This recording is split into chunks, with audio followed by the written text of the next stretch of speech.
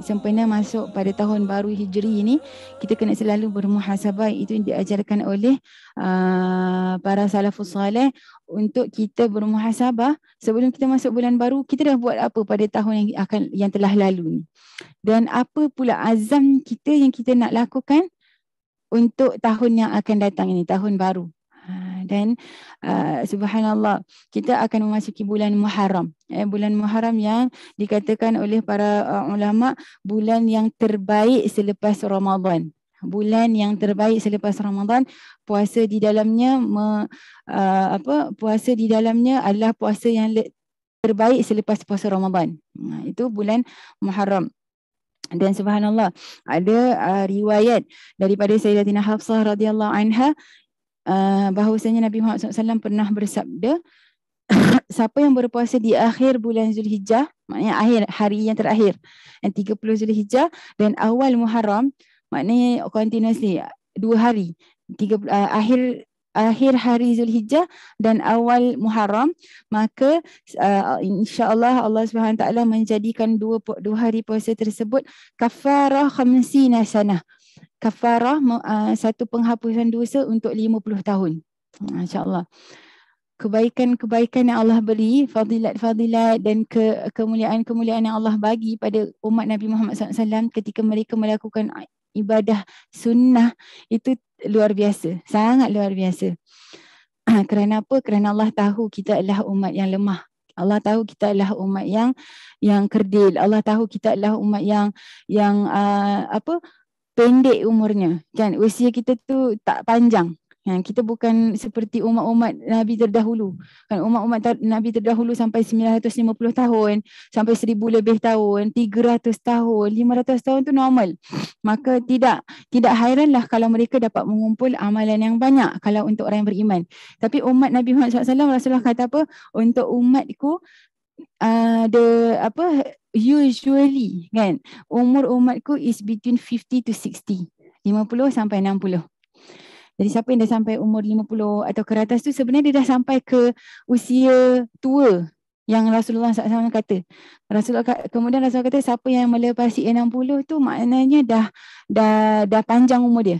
Maksudnya umur dia dah panjang lah maksudnya. Maknanya usually is between 50 to 60 plus gitu. Jadi Allah tahu kita adalah umat yang usianya pendek berbanding dengan umat-umat terdahulu. Macam mana kita nak kumpul amalan-amalan yang boleh digandingkan dengan amalan umat terdahulu? Maka keistimewaan yang Allah beri pada umat ini adalah Allah gandakan. Pada setiap amalan yang sangat kecil, yang very simple, Allah gandakan pahalanya, Allah gandakan ganjarannya, sehingga kita insya-Allah dapat menandingi amalan umat-umat yang terdahulu, malah kita dapat over. Kita boleh melebihi, kan? Kita boleh lebih baik daripada mereka jika kita benar-benar jaga segala amalan yang Allah SWT perintahkan, yang Allah SWT sunnahkan. Okay, maka Rasulullah SAW kata apa? Puasa di akhir bulan Zulhijjah dengan puasa awal Muharram itu is equivalent to penghapusan dosa 50 tahun. Dan kemudian Rasulullah kata wasam yaumin al-muharram bisom 30 yauman. Satu hari je kalau kita puasa di bulan Muharram, any day. Kita nak pilih hari yang awal Muharram nanti ke, kita nak pilih Isnin Khamis ke, satu hari puasa di awal di bulan Muharram, kan, is equal to berpuasa selama 30 hari. Maksudnya siapa yang berpuasa di bulan Muharram satu hari, dia dapat ganjaran puasa satu bulan. Masya-Allah. Kalau siapa yang berpuasa 30 hari, maksudnya 30 bulan. Siapa yang berpuasa 12 hari, dia ambil Senin Khamis, dapat 12.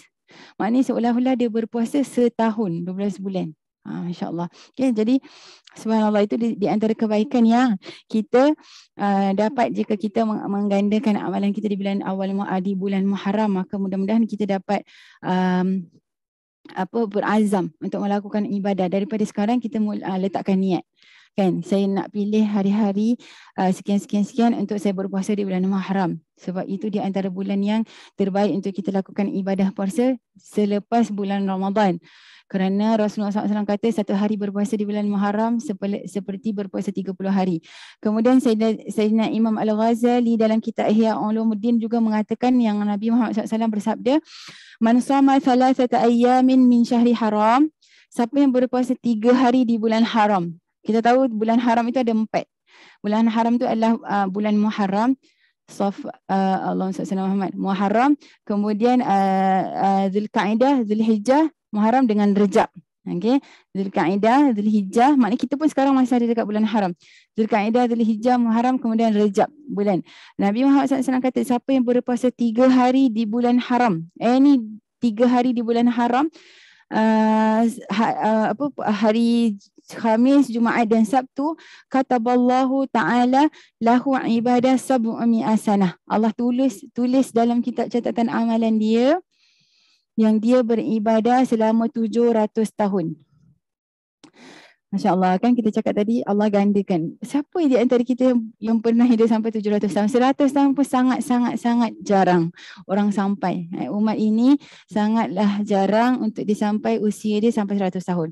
Tapi siapa yang memilih untuk berpuasa selama 3 hari di bulan haram, Khamis, Jumaat, Sabtu. Maknanya dia mengambil any of the week, tapi Khamis, Jumaat, Sabtu seolah-olah dia berpuasa ataupun Allah SWT tulis baginya beribadah kepada Allah selama 700 tahun.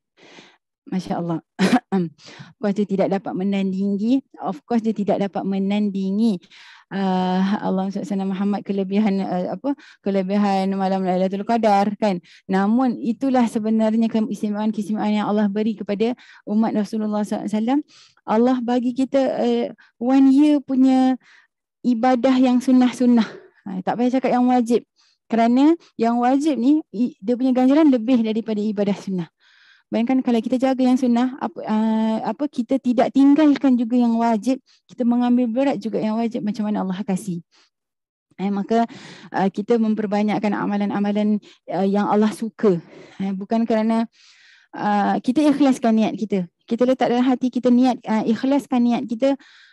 Kita nak mendapat keredaan Allah Subhanahu Wa Taala dan kita melakukan semua amal ibadah sunnah ini untuk mendapatkan kecintaan Allah Subhanahu Wa Taala. Kerana Allah sebut dalam hadis kursi, sesungguhnya hamba-Ku itu mendekatkan dirinya kepadaku. Kita ni semua kita tengah belajar hari ini ataupun sesi kita pada hari ini adab sulukil murid sedang berjalan menuju Allah Subhanahu Wa Taala. Tujuan kita Allah. Tujuan kita redha Allah. Maka lakukanlah semua amalan kita untuk mendapatkan Allah. Kita tak nak dapat selain Allah SWT. Kan? Kita tingkatkan martabat ikhlas kita. Jangan kita kejar pahala. Jangan. Sebab pahala tu ada dekat tangan Allah. Kita kejar Allah, kita cari Allah, yang ada pada Allah, Allah akan kasih kita. Kita jangan kejar syurga. Ustazah ni biar betul. Tadi kita baca dekat Rati al-Haddad, Allahumma inna nas'aluka ridhaka wal jannah. Kita minta Allah syurga. Takkan kita tak minta Allah syurga? Bukan tak boleh. Kita kalau dah sampai dekat Allah, kalau kita ni tujuan Allah, apa yang ada pada Allah daripada kebaikan semua Allah kasih. Kalau kita minta Allah pahala, Allah kasih kita pahala. Tapi setakat tu je kita dapat. Kita nak pahala je ke? Kita tak nak pahala je. Kita minta Allah pahala dan syurga. Allah kasih. Baik, aku kasih engkau pahala, aku kasih engkau syurga. Tapi setakat itu. Maksudnya kita belum sampai dekat matlamat sebenar kita, iaitu Allah. Sebab itu sampai ke matlamat yang paling agung, iaitu Allah. Daripada segala kebaikan yang ada di tangannya Allah kasih. Bila kita dah sampai kepada Allah je, tujuan kita minta, aku nak engkau je. Maka Allah kasih pahala, Allah masuk kita dalam syurga, Allah kasih kita redha dia, Allah kasih kita pengampunan, Allah kasih kita cinta. Itu Allah. Itulah doa daripada Sayyidatina Rabi'atul Adawiyah. Ya Allah, setiap apa amalan yang aku lakukan, bukan aku nak pahala, bukan aku nak syurga. Ya Allah, pada setiap amal larangan-laranganmu yang aku tinggalkan, bukan kerana aku tak nak dosa, bukan kerana aku ingin jauh daripada neraka. Semua apa yang aku lakukan dan aku tinggalkan semata-mata untukmu, kata Sayyidatina Rabi'atul Adawiyah. Sehingga dia kata apa? Jikalah aku lakukan ini kerana engkau yang suruh, kerana engkau perintahkan, dan aku lakukan hanya untukmu, dan kemudian engkau ingin juga memasukkan aku dalam neraka, aku sudi. Sebab dia kata apa? Everything dia buat untuk Allah. Maknanya sukatilah Allah. Kau nak buat aku apa, yang penting aku buat untuk engkau. Adakah Allah akan mensia-siakan hambanya yang buat semua amalan untuk dia? Allah tak akan sia-siakan. Sebab itu Allah kata dalam hadis kursi tadi, setiap hamba-Ku itu melakukan setiap amalannya atau mendekatkan dirinya kepada aku dengan melakukan setiap amalan fardu dan sunnah. Kan? Maksudnya setiap amalan fardu kita, setiap amalan sunnah itu steps. Kita sedang naik menuju kepada Allah SWT. Kita sedang mendatangi Allah SWT. Dan Allah kata setiap orang yang mendatangiku berjalan, aku berlari. Setiap orang yang berlari menuju aku berjalan seperti puting beliung. Maksudnya lagi laju. Siapa yang diri je, Allah jalan kepada dia. Siapa yang berjalan kepada Allah, Allah lari menuju kepada dia. Maknanya Allah nak ajarkan kita di sini, buatlah semua perkara yang kita perlu lakukan daripada amalan fardu kita, daripada amalan sunnah kita untuk Allah. Dan kemudian serahkan segalanya kepada Allah Taala. Kita nak cakap pasal ganjaran Allah, ganjaran tu dekat tangan Allah. Kan? Jadi Ustazah buat apa? Dalam hadis ada kata berpuasa seperti ini, macam kita sebut tadi kan, kenapa puasa seperti ini ganjarannya gini kan? Puasa ni ganjarannya ibadah 700 tahun lah, 500 tahun lah. Buat apa sebut kalau kita tak boleh minta? Bukan itu artinya. Kenapa ada banyak hadis yang menyebutkan tentang ganjaran setiap amalan kita? Kerana itu adalah sebagai satu motivasi. Kerana itu adalah sebagai satu semangat untuk kita dapat lakukan. Orang yang kalau baru belajar bertatih untuk melakukan ibadah, kan, orang yang baru nak start buat kebaikan, kalau kita tak kasih dia satu motivasi, kita tak bagi tahu dia reward, macam mana dia nak semangat buat benda tu? Anak-anak kecil baru nak belajar berpuasa, kalau kita terus suruh dia puasa, tak kasih makan dari pagi sampai maghrib, kita tak cakap apa-apa. Ni Allah suruh, ni Allah suruh. Rasa-rasanya ada semangat kan untuk dilakukan. Kita cakap, okay, puasa. Budak kecil budak kecil, bukan anak yang dah balik, bukan budak yang dah besar atau bukan untuk kita. Ni anak-anak kecil, baru kita nak ajarkan dia untuk berpuasa.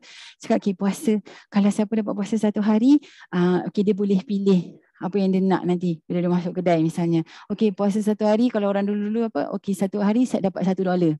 Kan ada reward. Manusia tu dia memang ada that fitrah dia tu, memang dia nak tahu kalau dia buat sesuatu dia dapat apa. Itu manusia. Kan kita tengok anak kecil. Kita ni sebenarnya pun seperti anak kecil yang masih bertatih menuju Allah. Sebab tu dalam hadis Rasulullah SAW sebut pada setiap amalan kita ada ganjarannya untuk menjadi motivasi dan semangat untuk kita lakukan amalan tersebut. Tapi bukan untuk menjadi tujuan. Itu yang saya ingin tekankan kat sini untuk diri saya khususan dan untuk semua, supaya pada setiap amalan kita jangan kita kejar pahala dia. Kan? Pahala tu ada dekat tangan Allah. Allah yang kasih nanti. Jangan kejar pahala, jangan jadikan itu matlamat, jangan jadikan itu tujuan. Tujuan kita buat semua untuk Allah sebab Allah suka benda ni. Bila kita lakukan apa yang Allah suka, apa yang Allah cinta, maka kita akan kemudian mendapat kembali balasan cinta daripada Allah SWT. Apa ganjaran Allah bagi kepada orang yang dia cinta? Apa yang Allah akan bagi agak-agak kepada hamba yang dia cinta? Dan pasti Allah tak akan sia-siakan. Pasti Allah tidak akan mensia-siakan hamba yang mencintai dan dia cintai. Jadi kita tekadkan hati kita. Kita letakkan azam dalam hati kuat-kuat. Pada hari masuknya bulan atau tahun yang baru, kita nak memperbaiki diri kita. Kita nak menjadi hamba Allah yang lebih mencintai Allah SWT. Kita nak lebih dekat kepada Nabi Muhammad SAW. Kita lebih ingin membaca sirah Nabi Muhammad SAW. Kita ingin lebih cepat melangkah menuju kepada Allah Taala. Kita berniat berazam dalam hati kita, pada setiap amalan kita buat hanya untuk Allah. Pada setiap perkara-perkara kemungkaran yang kita tinggal hanya untuk Allah. Bukan kerana semata-mata syurga, bukan kerana semata-mata menjauhkan diri daripada neraka, tapi sebenarnya matlamat kita lebih besar, iaitu Allah SWT. Kemudian jangan kita lupa untuk membacakan doa awal akhir dan awal tahun. Dan insya-Allah saya rasa itu benda sangat sangat popular lah insya-Allah kat sini dekat Singapura ni kalau rata-rata semua masjid mengamalkan bacaan akhir tahun dan doa akhir tahun dan doa awal tahun. Jangan kita tinggalkan. Kalau kita tak dapat pergi masjid, bacalah di rumah. Waktunya sebelum exactly sebelum maghrib hari Jumaat nanti, kan kerana lepas maghrib je masuk awal Muharram. Jadi hari Jumaat nanti sebelum maghrib. Oh Masya Allah, seronok sekali akhir tahun ini sebab dia berlaku pada asar hari Jumaat. Asar hari Jumaat ni dia ada rahsia dia sendiri. Asar hari Jumaat ni dia ada certain waktu, ada beberapa ketika yang dinamakan Sa'ah Fatimiyah. Waktu yang Sayyidatina Fatimah berkhaluat sendirian, berdua-duaan hanya dengan Allah SWT, maknanya dia mengunci pintu dalam bilik dan kemudian bermunajat kepada Allah SWT. Kerana in between asar dengan maghrib hari Jumaat itu ada waktu yang confirm mustajab doa. Confirm mustajab doa. Jadi di antara kebaikan atau kemuliaan ibadah atau ketaatan yang kita boleh lakukan pada asar hari Jumaat itu adalah bermunajat, berselawat, kan? Kenapa kita cakap berselawat? Adakah selawat itu satu doa? Adakah selawat itu satu zikir? Ada orang tanya, Ustazah, kenapa? Kerana Rasulullah kata apa sebaik-baik amalan yang boleh kita lakukan, Rasulullah kata selawat kepadaku. Kenapa selawat itu boleh kita namakan zikir? Kenapa selawat itu boleh kita namakan doa? Kenapa selawat itu kita boleh menjadikannya satu ibadah? Kerana pada selawat itu ada jaminan penghapusan dosa. Satu kali selawat Allah hapuskan dosa. 2 kali selawat Allah hapuskan 2 dosa. Kan? Kemudian dalam selawat itu ada pembersihan hati. Menenangkan hati dan membersihkan hati. Sebab itu selawat itu sebenarnya di samping kita berselawat ke atas Rasulullah SAW, kita juga sedang meminta hajat kita, iaitu apa? Menghapuskan dosa. Dan Rasulullah kata apa? Siapa yang banyak berselawat kepadaku maka diampunkan dosanya dan yukfahamuk, maksudnya segala keresahan dalam hatimu Allah SWT hilangkan. Benda tu yang banyak kita perlukan, kan, penghapusan dosa. Jadi di antara perkara yang kita boleh lakukan pada asar hari Jumaat itu selawat. Dan jangan lupa untuk membaca doa akhir tahun pada hari Jumaat sebelum maghrib. Pukul 6, pukul 6.30 gitu dah boleh, sebab doa akhir tahun tak panjang sangat. Apa kebaikannya? Dalam kitab para ulama mengatakan, barang siapa yang membaca doa akhir tahun di akhir tahun, iaitu sebelum masuk awal tahun, apa kata syaitan? Syaitan kata, sia-sia semua apa yang aku buat. Sia-sia usahaku selama setahun. Dengan sekelip mata, dengan 1 saat je Allah ampunkan dia. InsyaAllah. Maksudnya, kita dah banyak kan buat dosa tahun ni. Daripada awal Muharram tahun ni sampai ni sekarang ni dekat Zulhijjah, berapa banyak dosa yang kita sedar atau tidak, kita sengaja atau tidak, kita dah minta ampun oleh Allah atau tidak. Banyak. Tapi bila barang siapa yang membaca doa akhir tahun, syaitan kata habis. Habislah segala apa yang usahaku, aku goda dia dah buat dosa, habis sia-sia sahaja. Kerana pada saat ini dia, sebelum dia bangun daripada tempat duduk dia, Allah dah ampunkan dia. Allah dah ampunkan dia, Masya Allah. Sebab itu kita jangan tinggalkan untuk membaca doa akhir tahun. Kemudian bila masuk je maghrib hari Jumaat nanti, maka selepas salat maghrib jangan kita lupa membaca doa awal tahun pula. Dengan membaca doa awal tahun, maka syaitan cakap apa? Habis aku, macam mana nak masuk ke dalam diri dia. Bagaimana sekarang ini aku nak masuk ke dalam diri dia kerana dia telah pun membentengi diri dia. Jadi bukanlah bermaksud orang yang membaca doa akhir dan awal tahun tu tidak digoda syaitan. Tapi dia ada benteng. Dia akan digoda, dia akan mendapat bisikan-bisikan syaitan, dia akan kadang-kadang kalah dengan hawa nafsu dan bisikan syaitan, namun dia lebih kuat daripada orang yang tidak ada benteng. Kan, dia lebih kuat. Dengan maksud apa? Maksudnya bila dia sentiasa melakukan keburukan, kemaksiatan, satu kemungkaran, dia akan cepat sedar. Dia akan cepat kembali kerana dia ada benteng tu, doa yang dia dah baca tu. Nanti akhir tahun bila dia baca, habis Allah SWT ampunkan semua dosa-dosa dia. Kerana Allah SWT dah jamin. Maka kita minta kepada Allah SWT, mudah-mudahan Allah berikan kita taufik dan hidayah untuk memperbanyakkan niat-niat yang soleh. untuk kita lakukan, masih lagi sempat untuk kita memperbaiki segala keburukan dan dosa-dosa yang telah kita lakukan pada tahun ini sebelum masuk tahun baru, dan mudah-mudahan Allah berikan kita ilham yang banyak untuk niat yang baik. Niat dulu. Niat yang baik seorang hamba itu lebih penting daripada amalan dia. Allah kata, Rasulullah SAW sebut dalam sebuah hadis, niatul mar'i khairun min amalih. Niat seseorang tu lebih baik daripada amalan dia. Ya Allah, nak tengok sekarang niat dia. Jadi kita sebelum masuk awal tahun nanti kita niat, ya Allah, aku nak jadi hamba yang lebih baik. Aku nak jadi hamba yang lebih dekat denganmu. Aku nak lebih melakukan ketaatan. Aku nak menggandakan lagi atau memperbanyakkan lagi amalan-amalanku. Mudah-mudahan Allah dah beri dah. Bukan mudah-mudahan, Allah pasti beri insya-Allah pada setiap niat kita, Allah dah bagi. Kemudian bila Allah berikan kita kurniakan kita taufik untuk melakukan, Allah gandakan ganjaran dia. Sebab apa? Kita merealisasikan niat kita. Kita pernah sebut hadis tersebut kan? Yang Rasulullah SAW kata bila seorang hamba tu berniat, bila dia berniat je, maksudnya sekarang ni sebelum masuk tahun baru kita dah niat dah. Nanti tahun baru, tahun yang akan datang aku nak gini. Pada setiap amalan dia dah dapat pahala. Ting, ting, ting, ting, ting, satu. Dapat point. Makin banyak niat kita, makinlah banyak.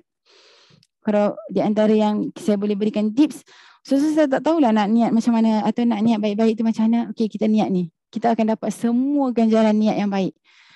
Nawaina ma nawas salafus salih. Nawaina ma nawas salafus salih. Nawaina ma nawas salafus salih. Kami berniat apa yang pernah diniatkan oleh Rasulullah SAW dan para salafus salih terdahulu. Apa yang Rasulullah pernah niat pada zaman baginda bila masuk tahun baru ataupun perkara-perkara yang baik, kita nak niat tersebut. Kita tak tahu. Dan apa yang pernah diniatkan oleh para salafus salih daripada zaman selepas Rasulullah, kan, para sahabat, tabi'in sampai sekarang ni, semua apa yang salafus salih pernah niat dalam hati dia, kita nak niat tu. Jadi kita sebut nawaina ma nawar rasul wa salafus salih. Kami berniat apa yang pernah diniatkan oleh Nabi Muhammad SAW dan para salafus salih. Kita dapat semua insya-Allah. Jadi banyakkan niat. Kita niat semua kita dah dapat. Nanti kemudian Rasulullah SAW sebut dalam hadis sebut, Rasulullah kata apa? Kemudian bila hamba tersebut melakukan niat tu, melakukan amalan yang telah dia niatkan, Allah beri 10 ganjaran. Beza dengan orang yang melakukan satu perkara tanpa dia niat. Kita spontan, tiba-tiba satu hari kita rasa macam kita nampak seseorang kan, kita terus nak kasih dia duit misalnya, kita nak sedekah, kita nampak orang, kita tak ada niat sebelum tu, kita dapat pahala.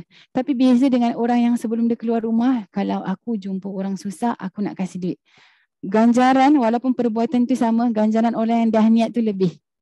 Sebab tu kita banyakkan niat dulu. Kemudian insya-Allah bila masuk tahun baru, Allah kasih kita taufik, Allah kasih kita hidayah, Allah berikan kita keizinan, kesempatan untuk merealisasikan amalan tersebut, kita dapat ganjaran yang berganda. Dan kemudian ingatkan, kita bukan cari ganjaran tersebut, dan kita ingin itu menjadi satu semangat untuk kita lebih melakukan lebih. Okey. Jadi itu kita yang boleh kita share lah, ataupun yang boleh kami kongsikan. Boleh bacakan doanya, doa akhir tahun ke? Sekejap Okay, doa akhir tahun, kalau siapa yang pernah baca. Saya sebutkan sikit dia punya makna lah. Okay. Doa akhir tahun ini yang insya-Allah akan kita baca pada hari Jumaat nanti, berbunyi, panjang doa dia tahu. Saya baca je nanti kalau tu saya share dekat grup. Saya tak tahu, insya-Allah nanti saya share kat grup doa akhir. Tapi saya nak kasih tahu maksud dia. Jadi insya-Allah pada hari Jumaat ni bila kita baca kita lebih memahami. Doa akhir tahunnya berbunyi Bismillahirrahmanirrahim wa sallallahu ala sayyidina Muhammadin wa ala alihi wa sahbihi ajma'in. Allahumma ma amiltu min amalin fis sanatil madiyah wa lam tardahu wa nasituhu wa lam tansahu. وحلمت عني مع قدرتك على عقوبتي ودعوتني إلى التوبة بعد جرأتي عليك اللهم إني أستغفرك منه فاغفر لي اللهم وما عملت من عمل ترضاه ووعدتني عليه الثواب والغفران فتقبله مني ولا تقطع رجائي منك يا كريم يا أرحم الراحمين وصلى الله على سيدنا محمد وعلى آله وصحبه وسلم. Doa akhir tahun ini dimulakan dengan selawat. Bismillahirrahmanirrahim. Wa sallallahu ala sayyidina Muhammadin wa ala alihi wa sahbihi wasallam. Kita mulakan dengan perkara yang Allah sangat cinta, yang Allah tidak akan pernah tolak, iaitu berselawat. Kemudian kita berdoa, nanti kita sebutkan. Kemudian diakhiri juga dengan selawat. Wassallallahu ala sayyidina Muhammadin wa ala alihi wasallam. Dan kedua-dua perkara doa selawat tersebut Allah tak tolak. Maka ulama selalu mengatakan kalau dua doa selawat itu Allah tak tolak, mustahillah Allah tolak apa yang berada di tengah-tengahnya. Kan? Kerana Allah itu tidak berkira, Allah itu tidak lokek. Allah bukan sekedekut, bukan cerewet. Bila Allah terima doa selawat seseorang, pastilah bila kita minta dengan kita bungkus dengan selawat, Allah terima hajat kita. Apa yang kita doa pada akhir tahun, kita kata apa? Allahumma ma amiltu min amalin fis sanatil madiyah. Ya Allah, apa yang telah kami lakukan pada tahun yang baru lepas ini dan Engkau tak redha perkara tersebut. Kan? Kau tak suka. Engkau tak redha. Kemudian aku lupa benda tu. Maknanya dosa kita, kekurangan kita, kemungkaran, kan, kemaksiatan yang kita lakukan. Allah tak redha. Setiap kekurangan kita, setiap dosa kita, setiap kemaksiatan kita, Allah tak redha. Kemudian kita lupa pula tu. Sedangkan Engkau tidak lupa, ya Allah. Allah tak pernah lupa. Kita ni bila buat salah, kita kadang lupa. Hatta kita kadang buat salah, kita tak sedar pun yang kita buat salah. Tapi Allah tak lalai. Allah nampak. Allah nampak kesalahan tersebut. Allah nampak kekurangan tersebut. Wa halum ta'anni ma'a qudratika ala uqubati. Ya Allah, kita dah buat benda tersebut, kita lupa pula tu, sedangkan Engkau tak lupa, tapi namun Engkau masih lagi berlembut dengan kami. Sedangkan Engkau maha berkuasa untuk mendatangkan siksaan kepada kami. Sedangkan Engkau, ya Allah, maha berkuasa untuk memberi azab kepada kami atas kekurangan atau dosa yang telah kami lakukan. Wa da'autani ila taubah ba'da jur'ati alaik. Kemudian Engkau masih lagi beri aku peluang untuk bertaubat.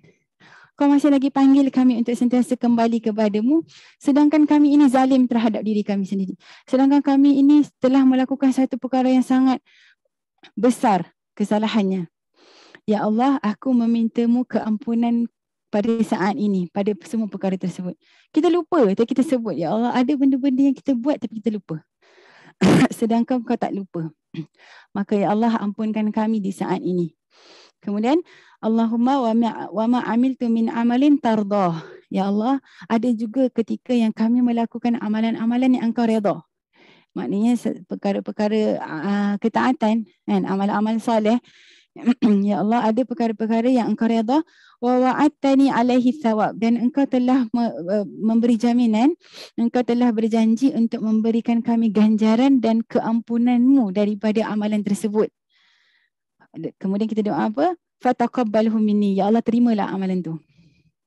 Kerana ada amalan hamba, walaupun zahirnya nampak baik. Ada orang tu solat, ada orang tu banyak sedekahnya, ada orang tu banyak puasanya. Tapi kalau Allah tak terima juga. So itu kita kata yang mendapatkan kita masuk dalam syurga tu bukan amalan kita. Tak pernah ada seorang hamba pun yang masuk syurga daripada amalan, kerana amalan dia. Yang memasukkan kita ke dalam syurga tu rahmat Allah. Kan? Rahmat Allah yang sampaikan kita ke dalam syurga. Kerana itu ada yang cerita yang kita dengar, orang yang melakukan kemaksiatan seluruh kehidupan dia. Dia orang yang musyrik, orang yang tidak beriman kepada Allah. Akhir hayat dia, last kali hayat dia beriman kepada Allah, dia masuk syurga. Bila azab, wala iqab, wala hisab. Dia tak kena hisab, dia tak kena siksaan, dia tak kena masuk neraka dulu. Tak. Sebab itu kita beriman yang masukkan dalam syurga itu rahmat Allah. Akhir hidup dia dapat rahmat Allah. Akhir hayat dia dapat rahmat Allah. Dia terus Allah masukkan dalam syurga. Ada orang yang seluruh hidup dia buat ketaatan. Seluruh hidup dia buat pahala. Dia melakukan satu amal soleh yang dijanjikan pahala. Namun akhir hayat dia sikit je, berapa saat je dia syirik. Allah tak tengok semua amalan yang dia dah lakukan.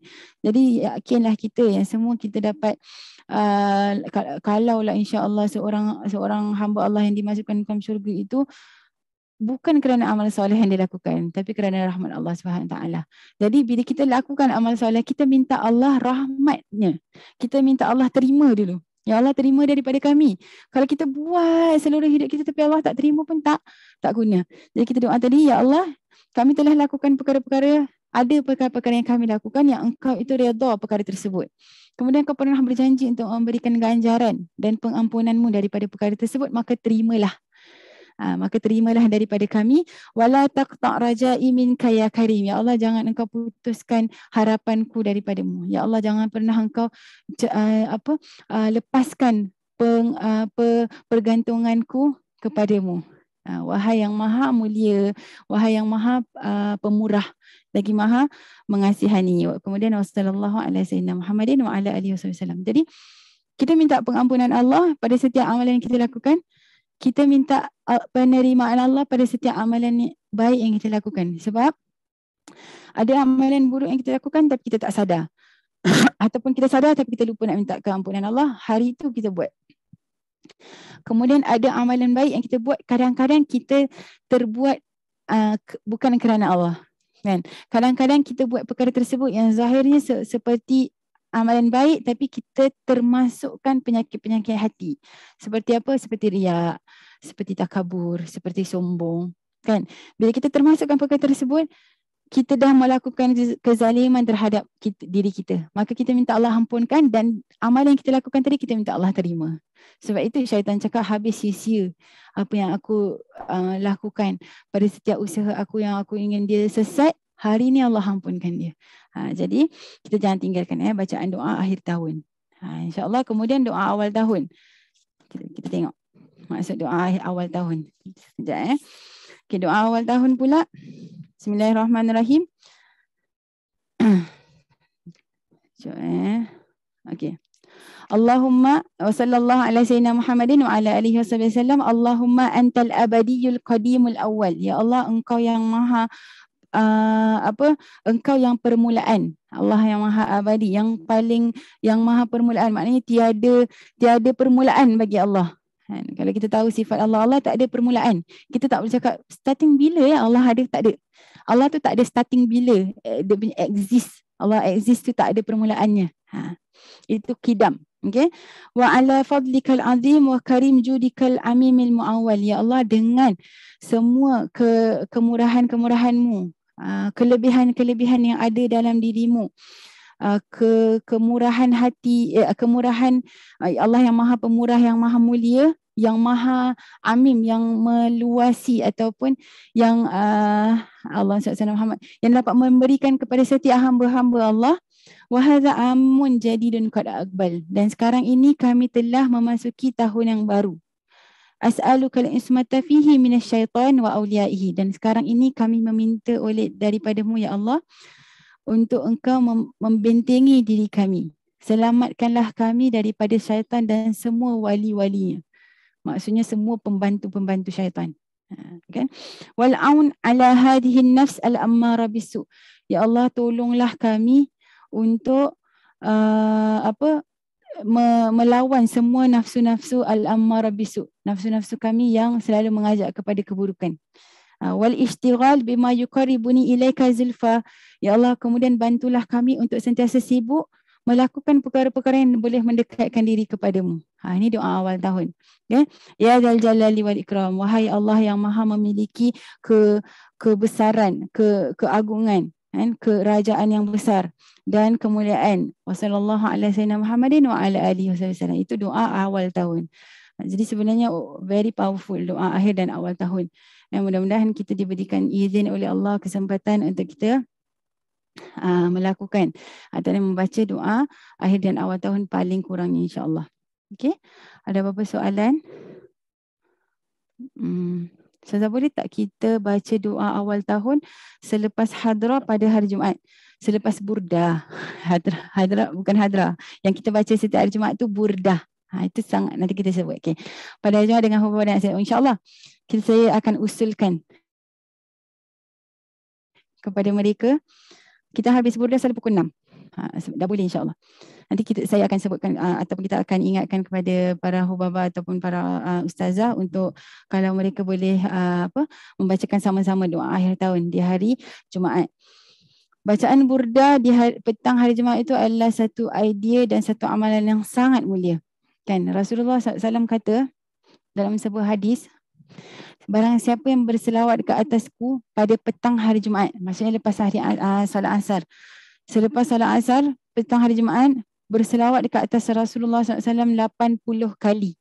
Maka Allah ampunkan dosa dia 80 tahun. Selawat ke atas Rasulullah yang paling simple pun boleh. Yang kita hafal, Allahumma salli ala sayyidina Muhammad wa alihi wa sallim. Boleh. Tapi kalau yang biasanya para ulama kita ajarkan, Allahumma salli ala sayyidina Muhammadin abdika wa rasulika an-nabiyil ummi wa ala alihi wa sallim taslima. 80 kali, Allah ampunkan dosa dia 80 tahun. Tapi kalau Ustazah saya tak sempat baca tu. Sebab apa? Sebab baca burdah. Tahu tak burdah tu apa? Burdah itu, kata Imam Habib Salim Syatiri, barang siapa yang membaca burdah, seolah-olah dia membaca 70 kali maulid. Dalam maulid tu ada banyak selawat dekat atas Rasulullah SAW. Siapa yang baca burdah tu lebih baik daripada, maksudnya sama seperti dia baca 70 kali maulid. Maulid tu di dalamnya ada banyak selawat. Ya Rabbi salli ala Muhammad, Ya Rabbi salli alaihi wasallim, Ya Rabbi. Semua selawat. Burdah tu is more than that. Dalam burdah tu cakap pasal apa? Kelebihan Rasulullah, sifat Rasulullah ketika Rasulullah apa maksudnya, bagaimana kehidupan Rasulullah, jihadnya Rasulullah SAW, kan, bagaimana dia dengan sahabat, itu dalam burdah. Jadi keutamaan burdah tu, kalau tak sempat baca yang selawat tadi tapi dah baca burdah, insya-Allah lah dah cukup. Dah cukup.